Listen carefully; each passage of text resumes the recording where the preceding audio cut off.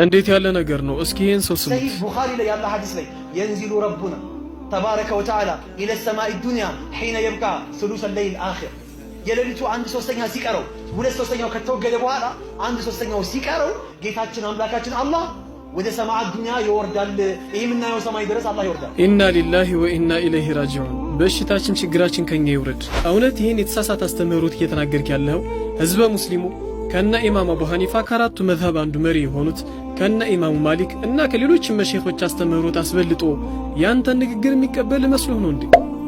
መንተዙን ነፍሰከ ያ ረጁል። ምክንያቱም እነ ኢማም አቡ ሐኒፋ እና ኢማሙ ማሊክ እና ሌሎች መሸኾች ይሄ ሐዲስ ትርጉሙን ማለት እንደሆነ ምን እንደተፈለገበት ቁልጭ አድርገው አስቀምጠው ሄደዋል።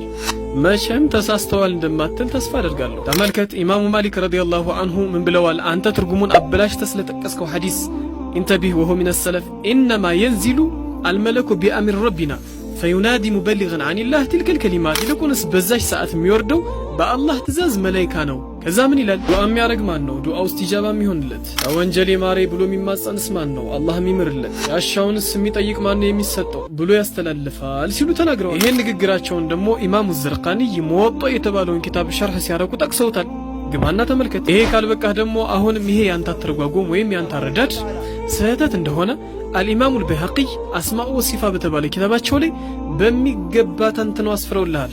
ግባና ተመልከት። አሁንም አልሐፊዝ ኢብኑ ሐጀር ሶሒሁል ቡኻሪ ሸርሕ ባረጉበት ፈትሑል ባሪ በተባለ ኪታብ ላይ ይሄን አንተ የጠቀስከውን ሐዲስ እያነሱ አላህ ይወጣል ይወርዳል የሚሉ ሰዎች የተሳሳተ መንገድ ላይ እንዳሉ በሚገባ ጠቅሰውልሃል።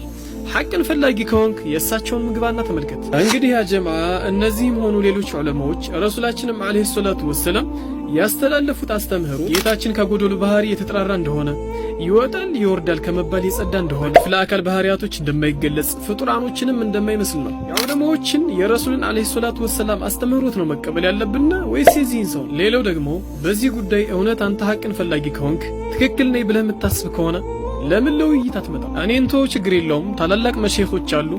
አንተ በፈለግከው ቀን በምትፈልገው ሰዓት በፈለግከው የቲክቶክ አካውንት ውይይት እናድርግ። ባረከላሁ ፊከ ቢልሂዳያ። አድርሱለት።